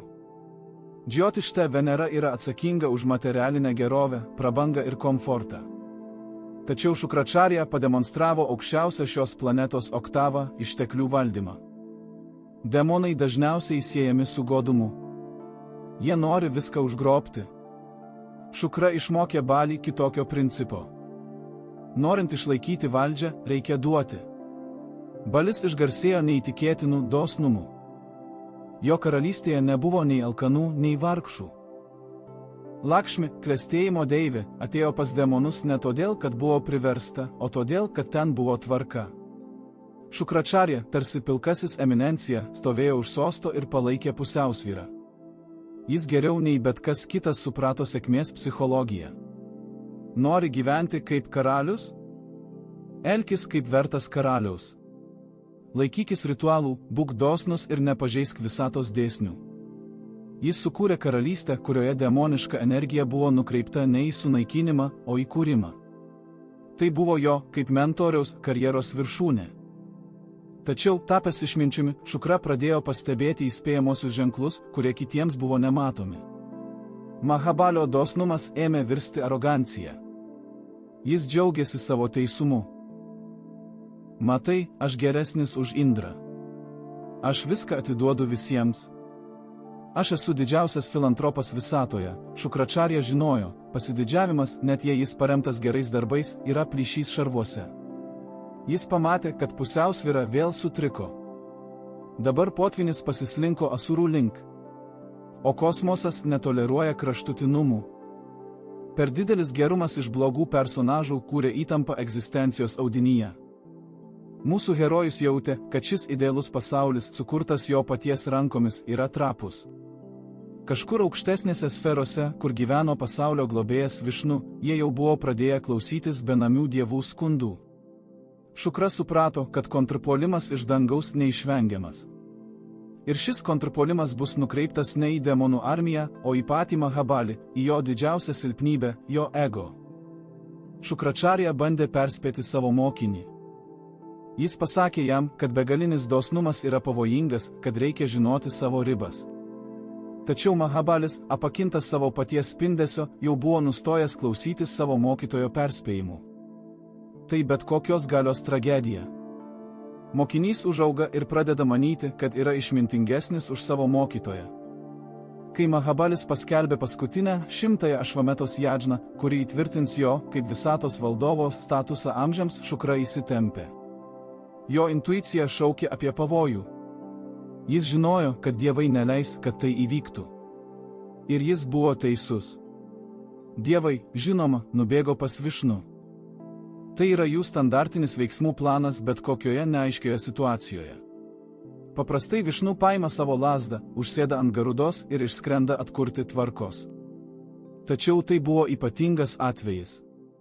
Panaudoti jėgą prieš Balį reikštų pažeisti dharmą. Juk Asurų karalius nieko blogo nepadarė, jis tiesiog buvo per geras. Taigi Višnu nusprendė imtis gudrybės. Jis įsikūnijo ne kaip baisus karys, ne kaip liūdžmogis, o kaip mažas, kuklus brahmanų nykštukas, vardu Vamana. Tuo metu Šukračarja buvo savo galios viršūnėje. Jis stovėjo šalia Mahabalio ant šventosios Narmados upės kranto, kur karalius atliko savo 100-ąjį ir paskutinį Ašvametos jagją. Sėkmingas šio ritualo atlikimas demonų įtaką visatai įtvirtintų amžinai. Atmosfera buvo iškilminga. Tūkstančiai kunigų, aukso kalnai, Gi upės ir nesibaigiančios maldininkų eilės, kiekvienas išeinančios su gausiomis dovanomis. Ir tada, per dvariškių minę, nustumdamas į šalį griežtus demonų sargybinius, mažas brahmanų berniukas priėjo prie aukojimo altoriaus. Jis laikė palmės lapo skėtį ir medinę lazdą, o jo veidą žaidė žavinga šypsena. Jis spinduliavo tokiu švelniu, viliojančiu spindesiu, kad griežti Asura kariai nevalingai prasiskyrė, palietę šį vaiką. Mahabali, sėdintis auksinėme soste, taip pat nusišypsojo. Jam, didžiajam imperatoriui, tokio jauno ir spindinčio svečio atvykimas buvo ypatingo palaiminimo ženklas. Karalius nusileido nuo sosto, kad asmeniškai pasveikintų mažąjį išminčių. Jis pamatė priešai save paprastą berniuką, kuriam reikėjo pagalbos. Tačiau Šukračarja nenusišypsojo. Vedų astrologijoje Džotiš, Veneros planeta vadinama Kavi, regėtoja, poetė, ta, kuri mato iki šaknų. Šukra, iliuzijų valdovas, mokėjo atpažinti šias iliuzijas kaip niekas kitas. Kol visi kiti matė mielą vaiką, Šukračarja vidinę viziją apžvelgė svečią. Ir tai, ką jis pamatė, privertė jo kūną pasišiaušti plaukais. Tai nebuvo berniukas. Šioje mažytėje formoje pulsavo tokia tanki energija, kad galėtų suskleisti galaktiką į tašką. Šukra pamatė senovės begalinę būtybę, kuri keitė avatarus kaip pirštinės. Jis atpažino Višnu. Ta patį Višnu, kuris visada kiekvienoje epochoje rasdavo būdą palikti Asuras dulkėse. Šukračarja suprato. Tai buvo pabaiga. Tai nebuvo mandagumo vizitas. Tai buvo režimo pakeitimo operacija. Jis pasilenkė prie savo mokinio ausies, bandydamas kalbėti tyliai, bet tvirtai. Mahabali, sušnypštė jis, neduokite jam nieko. Nepažadėkite jam nė ryžio grūdo, karalius nustebęs atsisuko. Jo akys, aptemusios jo paties dorybės, nesupratingai žvelgė į mokytoją. Apie ką tu kalbi, Gurudeva? Jis tik vaikas. Pažvelk į jį. Jis tikriausiai paprašys maisto arba galbūt karvės. Aš to turiu daug, man nesvarbu, tai ne vaikas, Šukros balsas suskambo kietai plienu. Tai pats Višnu. Jis atėjo ne maisto. Jis atėjo iš tavęs atimti viską. Karalystės, galios, šlovės. Jis naudoja tavo dosnumą kaip spastus. Išvaryk jį, kol jis nepravėrė burnos. Čia matome klasikinį konfliktą tarp šaltos intuicijos ir karšto ego. Šukračarja yra pragmatikas iki sielos gelmių. Jis žino galios vertę. Balis yra idealistas, apsvaigęs nuo savo teisumo. Jis tikėjo, kad jei duotų išmaldą pačiam Dievui, jo šlovė pranoktų žvaigždes. Mahabali į savo mokytoją žvelgė su pranašumo užuomina. Žinote, tas jausmas, kai mokinys užauga ir pradeda manyti, kad yra išmintingesnis už savo mokytoją. Mokytojau, garsiai atsakė karalius, kad girdėtų jo dvariškiai. Tu pats mane išmokei, kad nėra aukštesnės dharmos už davimą. O jei šis nykštukas yra pats viešpats Višnu, tai man didžiausia garbė yra įteikti jam dovaną. Kaip galėčiau atsisakyti kūrėjo? Net jei jis paimtų viską, mano vardas amžinai išliks kaip vardas to, kuris nieko negailėjo Dievui. Šukračarja tikriausiai tą akimirką susigriebė už galvos. Situacijos sarkazmas buvo sukrečiantis. Jis šimtmečius augino civilizuotus valdovus iš demonų, o dabar jų vadovas buvo pasirengęs iššvaistyti imperiją dėl gražaus gesto. Bali nesuprato paprastos tiesos. Kai Dievas ateina prašyti, jam nereikia materialių dalykų. Jis ateina atkurti pusiausvyrą, tai yra pašalinti perteklių. Kvailyte, Šukra nebegalėjo to pakęsti. Tavo dorybė tapo tavo yda. Tu nesupranti, su kuo žaidi. Tai ne labdara, tai politinė savižudybė. Aš, tavo guru, draudžiu tau duoti priesaiką, tačiau karmos mechanizmas jau veikia. Vamana priėjo arčiau. Mahabali, demonstratyviai ignoruodamas mokytoją, timptelėjusi jį už rankovės, kreipėsi į svečią spindinčių veidų. Ko nori, jaunasis brahmanai? Aukso, kaimų, dramblių? Prašyk bet ko. Asurų karalius šiandien dosnesnis nei bet kada, Vamana nusišypsojo ir toje šypsenoje slypėjo visa visatos ironija. Man nereikia aukso, karaliau. Ir man nereikia dramblių. Man reikia tik tiek žemės, kiek galiu atmatuoti savo 3 žingsniais. Tiesiog 3 žingsniai žemės meditacijai. Salė atsiduso. Asuros pradėjo keistis žvilgsniais ir kikenti. 3 nykštuko žingsniai. Rimtai? Tegul jis užima net visą stadioną, tačiau Šukračarja išbalo. Kaip didis mistikas ir simbolikos ekspertas, jis akimirksniu iššifravo kodą. 3 žingsniai nėra ilgio matas. Tai 3 pasaulių metafora – Fuloka, žemė, Fuvarloka, kosmosas ir Svargaloka, dangus.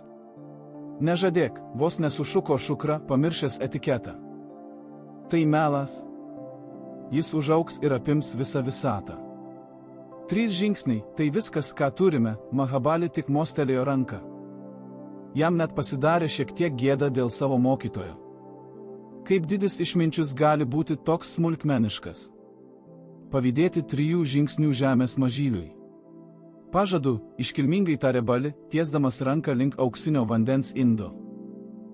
Soglasno vediheskoj tradicji, darenie dana, šitajecija juridihески совершенным толко тогда, когда даритель льет воду на руку просящего, произнося санкалпу намерения. Пока вода не пролилась, сделку можно отменить. Пока руки сухие, империя принадлежит демонам. Шукрахарья смотрел на этот золотой кувшин, как на бомбу с хасовым механизмом. Он понимал, него осталась последняя секунда. Слова не работают, авторитет не действует. Ученик ослеплен и глух. И тогда Шукрахарья решился на поступок, который полностью характеризует его преданность делу, даже если это дело проиграно. Он не ушел в сторону. Он решил вмешаться физически, нарушив все законы приличия и субординации. Используя свои мистические силы, великий гуру уменьшил свое тело до размеров крошечного насекомого. Пока бали поднимал тязголи и кувшин, маленький Шукра взлетел и нырнул прямо в носик сосуда. Jis prispaudė nugarą ir kojas prie siauro ąsočio kaklelio, užblokuodamas vandens tekėjimą. Tai buvo žeminanti, sėdėti tamsoje, šlapiame ąsotyje, tarsi kokiame kamštyje. Tačiau Šukra buvo pasirengęs iškęsti bet kokį pažeminimą, jei tik vanduo neišsilies ir įžadas nebus įvykdytas. Mahabalis pakreipė ąsotį. Vanduo neišbėgo. Karalius papurtė ąsotį. Nė lašo. Kas negerai, svarstė Mahabalis. Kažkas turbūt užstrigo, ant altoriaus apgaubė tylą. Šukračarja, susispietęs snapelyje, tikėjosi, kad karalius padės ąsotį, pašauks tarnus, sukels sąmyšį ir akimirka bus prarasta. Tačiau jis pamiršo, kas stovi priešais karalių.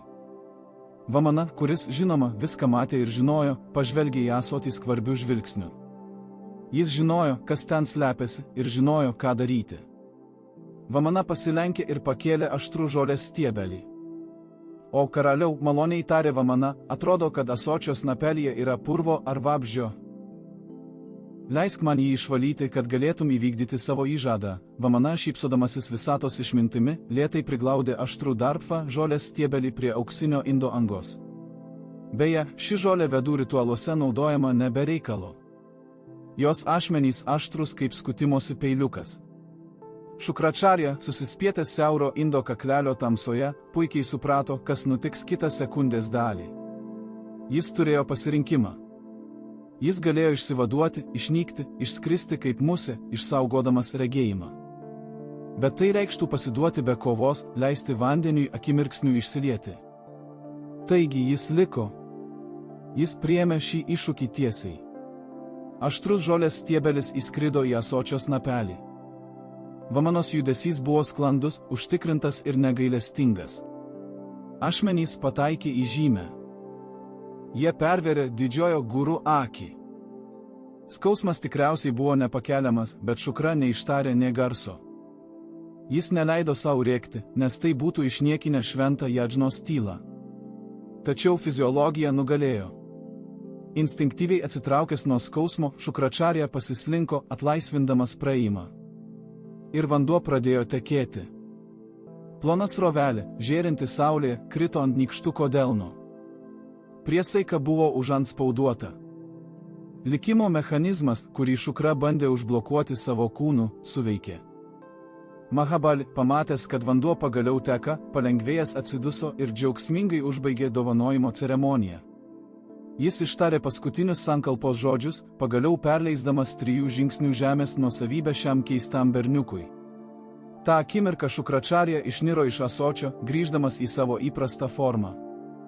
Tačiau jis nebebuvo tas spindintis grožis, kokį buvo įpratę matyti asuros. Jis stovėjo prispaudęs ranką prie veido, kraujas sunkėsi pro pirštus. Viena jo akis buvo prarasta amžiams. Scena kupina gilios dramos. Įsivaizduokite Balio reakciją. Karalius ką tik atliko didžiausią gerą darbą savo gyvenime, jis didžiuojasi savimi, tikėdamasis pagyrų. Ir tada jis pamato savo mokytoją, luošą, be akies.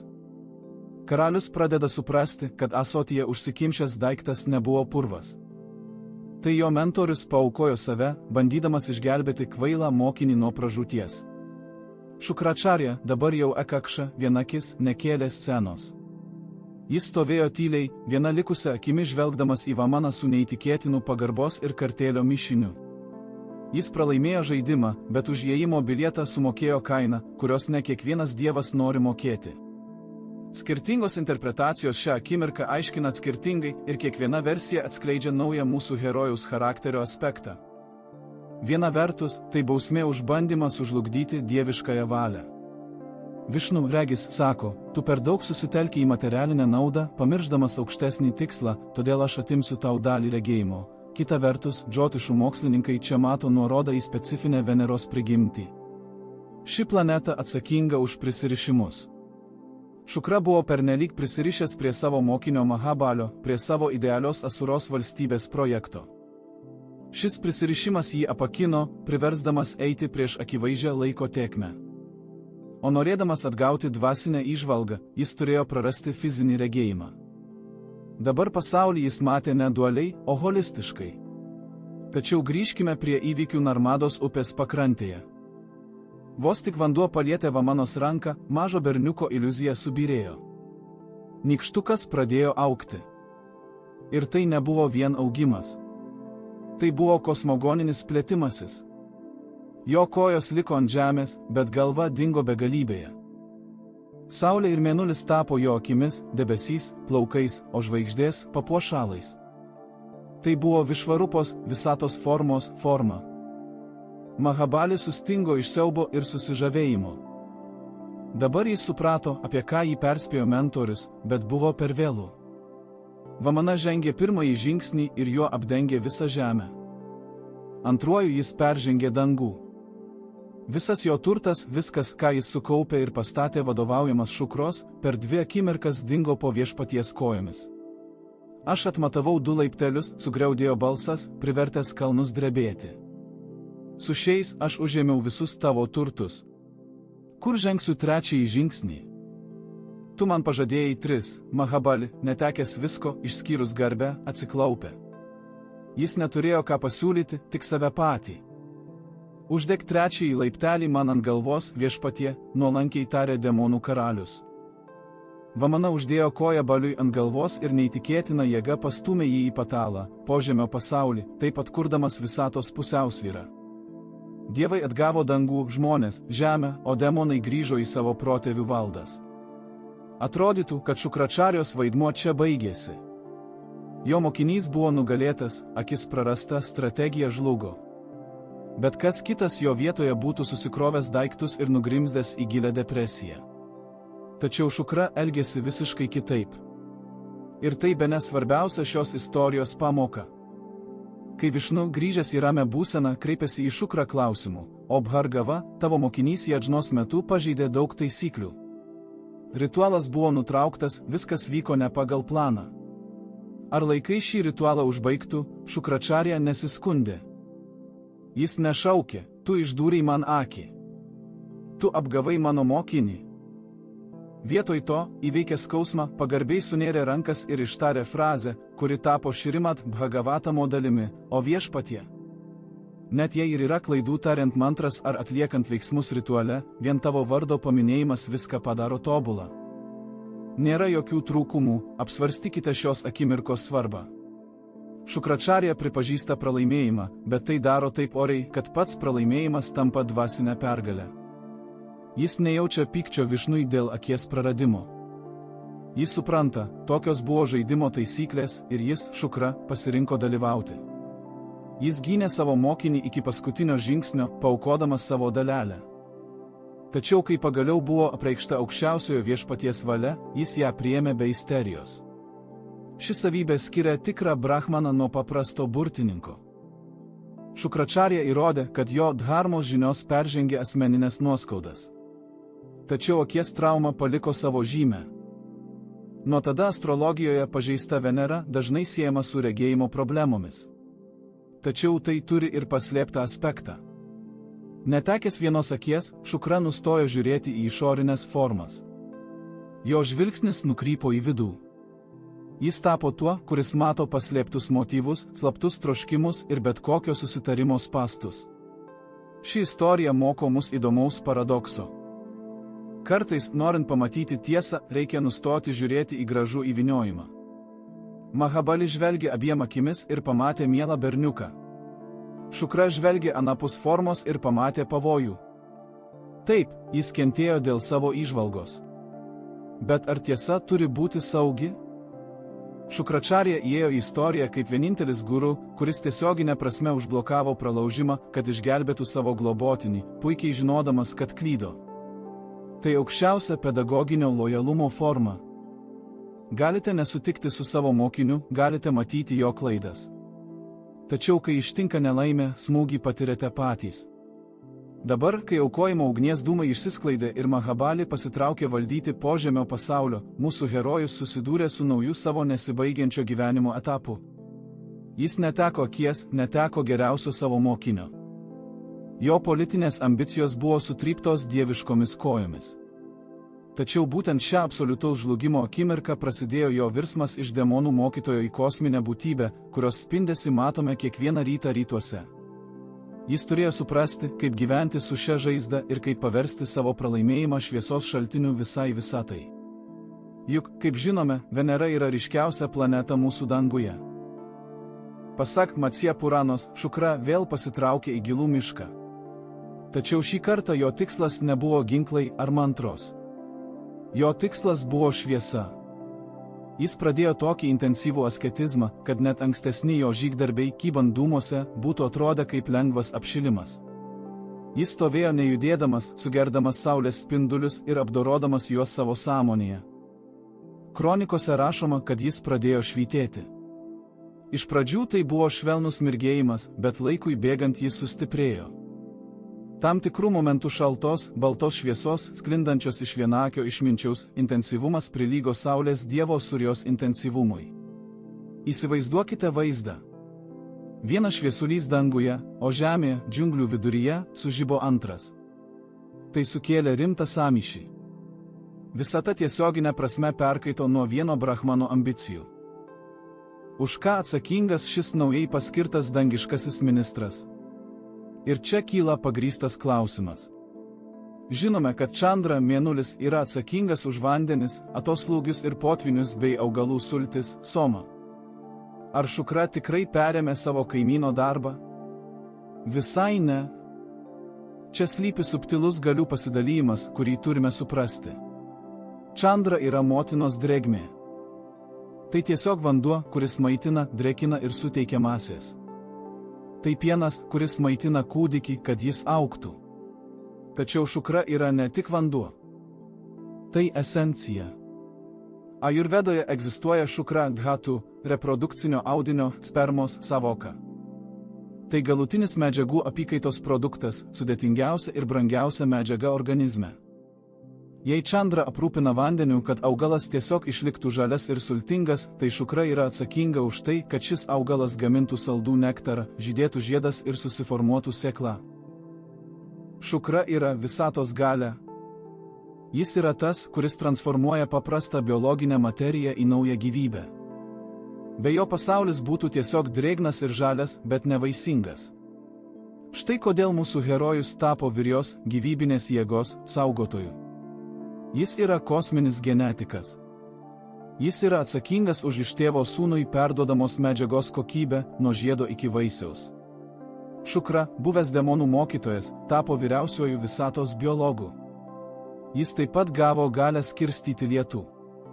Tačiau ne bet kokį lietų, o būtent tokį, kuris atneša turtus ir derlių. Vedų astrologijoje Veneros padėtis dažnai naudojama žemės ūkio sėkmei numatyti. Jei Venera stipri, tvartai bus pilni. Jei ją užklups, bus drėgmės, bet ji bus nenaudinga. Derlius supus arba neaugs. Keista, bet Šukra danguje šviečia ryškiau nei visos kitos žvaigždės ir planetos, neskaičiuojant šviesulių. Jo šviesa balta, tyra ir skvarbi. Būtent toks ir buvo jo charakteris, bekompromisis ir skaidrus. Ir net praradęs vieną akį istorijoje su Vamana, jis danguje pasirodo kaip nepriekaištingas deimantas. Astronomai patvirtins, kad Venera turi aukščiausią albedą – atspindėjimą. Ji nesugeria šviesos, dosniai ją praleidžia į kosmosą. Įdomu stebėti, kaip danguje išdėstyta mokytojų hierarchija. Jo amžinas priešininkas Brihaspati, Jupiteris, taip pat yra ten.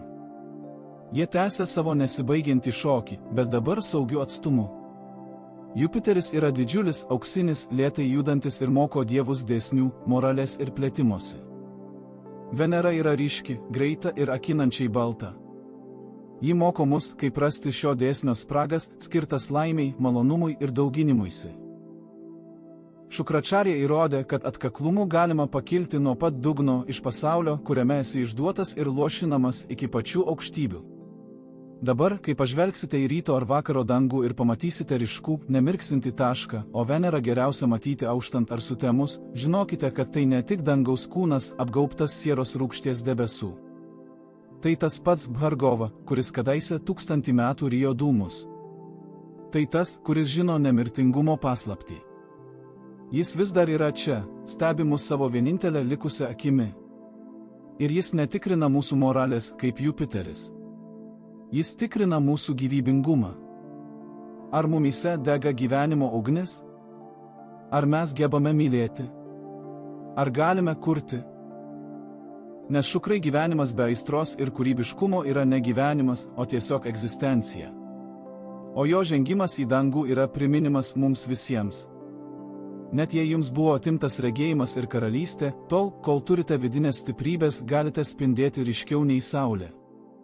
Tačiau šukros kaip planetos istorija nesibaigia biologija ir lietumi. Jo įtaka žmogaus psichikai yra daug gilesnė. Juk jis prižiūri ir pavojingiausią, ir gražiausią mūsų gyvenimo sferą – mūsų troškimus. Atrodytų, kad čia slypi akivaizdus prieštaravimas. Mes prisimename šukrą kaip griežtą asketą, kabantį žemyn galva virš ugnies, mintantį dūmais ir įsimenantį tūkstančius sudėtingų mantrų. Kaip šis sausas, kietas, vienakis senukas staiga tapo įsimylėjėlių, poetų, muzikantų ir šokėjų globėjų. Kodėl Džiotišoje Venera atsakinga už komfortą, prabangius audinius, išskirtinį maistą ir juslinį malonumą? Kur logika? O logika čia yra tvirta, jei į pasaulį žvelgiate tantros akimis. Šukračarija yra vienintelis didis guru, teigiantis, kad pasaulio atsisakymas nėra vienintelis kelias į išsivadavimą. Jo amžinas priešininkas Brihaspati moko dievus, kad pasaulis yra iliuzija, iš kurios reikia apsivalyti per dharmą ir maldą. Tačiau šukra savo mokiniams sako, pasaulis yra dieviška žaismė lila, o norint pažinti kūrėją, reikia pažinti visą jo kūrinį. Venera neskatina mūsų pasinerti į aistras. Tai primityvi interpretacija. Šukra moko sublimacijos. Atminkite, kad jis turi mritą sanyvani, atgimimo paslaptį. O kas yra gyvenimas? Gyvenimas yra troškimas. Kol turite troškimą ką nors daryti, mylėti ką nors kurti, esate gyvas. Kai tik troškimas išnyksta, prasideda irimas. Šukra, kaip žymiausias kosmoso biologas, supranta, kad traukos energija, kurią dažnai gėdingai vadiname geismu, yra visko kuras. Jei ši energija tiesiog išeikvojama į primityvų malonumą, ji greitai išsenka. Tačiau jei ji pakeliama aukščiau, ji virsta kūrybiškumu. Štai kodėl visi 64 menai, aprašyti senovės traktatuose, yra šukros globoje, nuo dainavimo ir piešimo iki puokščių komponavimo ir kvepalų ruošimo meno. Didis menininkas, bemiegės naktis praleidžiantis poliruodamas savo drobę, yra asketizmo būsenoje, panašioje į šukros miške. Jis yra apsėstas. Ir šią maniją valdo Venera. Šukračarija mums parodo, kad grožis yra ne tik estetika, tai griežta matematika ir disciplina.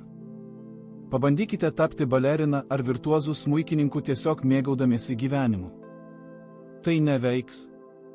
Turėsite ištverti pragarišką mokymą, skausmą ir apribojimus.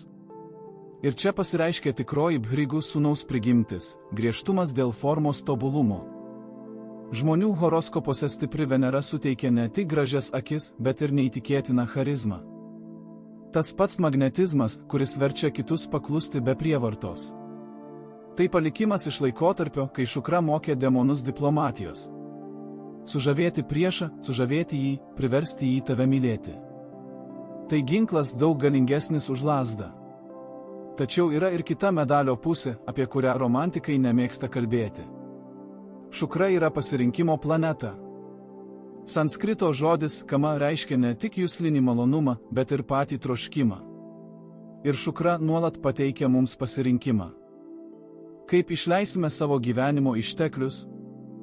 Dar vienai brangiai sofai pirkti ar šedevrui sukurti. Jo vienakiškumas, apie kurį kalbėjome anksčiau, čia vaidina pagrindinį vaidmenį. Praradęs fizinį regėjimą, jis įgijo žvilgsnį, kuris sutelkia dėmesį į esmę. Santykiuose šukra siekia ne paviršutiniškos užuojautos, o gilaus rezonanso. Pasak šukros, tikroji meilė yra tada, kai savo partnerį matai ne tik kaip patogų kompanioną, bet ir kaip dievišką kibirkštį. Ir esi pasiruošęs tarnauti šiai kibirkščiai taip pat atsidavusiai, kaip jis tarnavo savo nepaklusniems asuros mokiniams. Įdomu tai, kad šukra valdo ne tik reprodukcinę sistemą, bet ir hormonų pusiausvyrą, tai kas priverčia mūsų akis spindėti, o odą švytėti. Kai žmogus yra įsimylėjęs arba aistringai siekia idėjos, jis tiesioginė prasme švyti iš vidaus. Tai yra aktyvuota vidinė šukra. Ir atvirkščiai, kai matome nuobodų, pilką žmogų, astrologai sako, kad jų Venera kenčia. Jie neturi gyvenimo džiaugsmo. Pasirodo, mūsų herojus, ištvėręs pažeminimą, išdavystę ir fizinį žalojimą, tapo svarbiausios paslapties saugotoju. Kaip paversti grubę materiją gryną šviesą? Jis yra didis alchemikas. Jis paima nešvarumus, aistrą ir instinktus ir išgrynina juos į poeziją, muziką ir aukščiausią meilės formą – bhakti. Šiandien Šukračarja nėra malonus senelis, dalijantis saldainius. Jis griežtas vertintojas, tikrinantis mūsų kokybę. Ar vertiname grožį? Ar galime mylėti be savanaudiškumo? Ar galime įžvelgti harmoniją chaose? Jei taip, jis suteikia mums gerovę, kurios net Indra negali atimti. Jei ne, jis panardina mus į iliuzijas, į nesibaigiantį malonumų siekį, kuris niekada neatneš pasitenkinimo. Būtent čia slypi didžioji ironija. Demonų mokytojas pasirodo esąs tas, kuris geriausiai paaiškina mums, kaip rasti Dievą, nebėgant į Himalajų olą, o liekant čia, tarp žmonių, paveikslų, muzikos ir žinoma meilės. Juk galiausiai viskas, ką darome, yra tam, kad patirtume šį saldų gyvenimo skonį, kurio saugotojas yra mūsų vienakis mentorius. Bet pagaliau išsiaiškinkime, kaip senovės mitas, kurį tyrinėjame pastarąsias 1,5 valandos, veikia mūsų kasdienį gyvenimą. Galbūt nustebsite, bet mūsų herojaus vardas jūsų gyvenime skamba kiekvieną savaitę. Pažvelkite į kalendorių. Diena, kurios dauguma žmonių laukia su ypatingu nekantrumu, diena, kai atslūgsta darbo savaitės stresas ir prasideda laikas poilsiui – penktadienis. Tai neatsitiktinai. Pasaulinėje kultūroje ši diena tiesioginė prasme nešioja mūsų herojaus vardą. Pažvelkite į Europos kalbas. Prancūziškas vendredi, itališkas venerdi arba ispaniškas viernes, visi šie žodžiai kilę iš lotyniško žodžio dies veneris – Veneros diena. Senovės romėnai, kaip ir indai, penktadienį vadinantys šukravar, žinojo, kad šį laiką valdo ypatinga energija. Šios dienos energija puikiai atitinka vienakio mentoriaus charakterį, tai atsipalaidavimo, meno, romantikos ir komforto metas. Jei Jupiteris ketvirtadienį reikalauja, kad studijuotume ir laikytumėmės dėsnių, tai šukra penktadienį leidžia mums tiesiog būti laimingiems ir mėgautis savo darbo vaisiais. Atitinkamai, griežtų askezijų ar nuobodžių susitikimų planavimas šiuo metu reiškia eiti prieš kosminių ritmų tėkmę. Tačiau Šukračarijos palikimas yra ne tik kalendorius. Yra vienas vizualinis simbolis, kuris yra neatsiejamai susijęs su juo ir yra daug diskusijų objektas. Tai šešiakampė žvaigždė arba heksagrama. Indijoje šis ženklas vadinamas šatkona, senovės jantra. Tai geometrinė dieviškosios pusiausvyros išraiška. Į viršų nukreiptas trikampis simbolizuoja vyriškąjį principą, ugnį ir dvasios siekį, Šivos principą. Į apačią nukreiptas trikampis simbolizuoja moteriškąjį principą, vandenį ir malonės nusileidimą į materiją, Šakti principą. Jų susikirtimas sukuria tobulą harmoniją ir būtent šią harmoniją prižiūri šukra. Jis vienintelis žino, kaip sujungti nesuderinamus dalykus, dvasinį kilimą ir žemiškus malonumus. Jis stovi sargyboje, neleisdamas pasauliui nusileisti į sausą dogmatizmą ar chaotišką ištvirkimą. Čia prieiname prie paskutinio mūsų istorijos akordo, amžinos dviejų milžinų, Šukros ir Brihaspati, akistatos. Ši dvikova nesibaigė mitiniais laikais, ji tęsiasi ir dabar kiekviename iš mūsų. Brihaspati, dievų mokytojas, yra mūsų vidinis konservatorius. Tai balsas, kuris sako, daryk tai, nes tai teisinga, laikykis tradicijų, gerai mokykis, būk korektiškas. Tai išminties ir moralės energija. Būtina, kad visuomenė nesugriūtų. Šukračarja, demonų mokytojas, yra mūsų vidinis novatorius ir estetas. Tai balsas, kuris šnabžda, kodėl daryti taip, kaip daro visi kiti. Darykime tai gražiai. Raskime naują kelią. Mėgaukimės procesu. Tai aistros, rafinuotumo ir diplomatijos energija. Be jos gyvenimas virstų monotoniška rutina. Jei žmogus turi per daug Brihaspati, jis tampa nuobodus ir taisyklių fanatikas. Jei per daug šukros, jis rizikuoja prarasti savo esmę vaikydamasis malonumų. Gyvenimo menas, kaip moko Bhrigų sūnaus istorija, slypi šių dviejų jėgų pusiausvyroje. Mums reikia įstatymų, bet taip pat reikia meilės. Mums reikia tiesos, bet taip pat reikia grožio. Taigi, kasgi yra šukračarija? Esame įpratę skirstyti veikėjus į didvyrius ir piktadarius. Tačiau šukra laužo šį stereotipą. Jis – blogiukų mokytojas, kuris elgiasi kilniau nei daugelis gerų žmonių. Jis – meistras patyręs pragarą, pakabintas dūmose aukštyn kojomis, sudraskytas savo paties mokinio, kad vėl prisikeltų ir praradęs akį, kad išgelbėtų kitą mokinį. Jis įrodė visą tai, kad materialus pasaulis – ne sąvartynas, iš kurio reikia pabėgti. Tai dirbtuvės.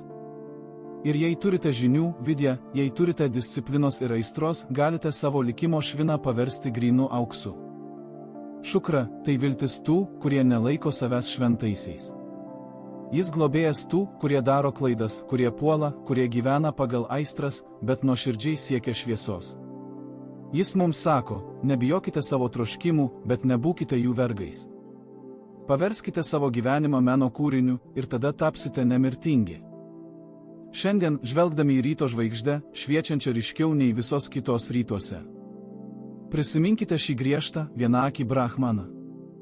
Prisiminkite jo kelionę nuo skriaudos ištikto berniuko Ušanos iki didžiojo Grahos, kuris valdo kosmoso gyvybinės jėgas. Jo istorija primena, kad net ir iš giliausios tamsos galima rasti išeitį, jei jūsų dvasia stipri, o ketinimai tyri. Tegul šukros energija atneša į jūsų gyvenimą ne tik paguodą ir gerovę, bet ir išmintį vertinti kiekvienos akimirkos grožį. Juk esmė nenugalėti visus priešus, kaip bandė Indra ir demonai, o rasti harmoniją savyje. Tuo baigėsi mūsų istorija apie didįjį asurų mokytoją. Iki kito karto, mieli draugai.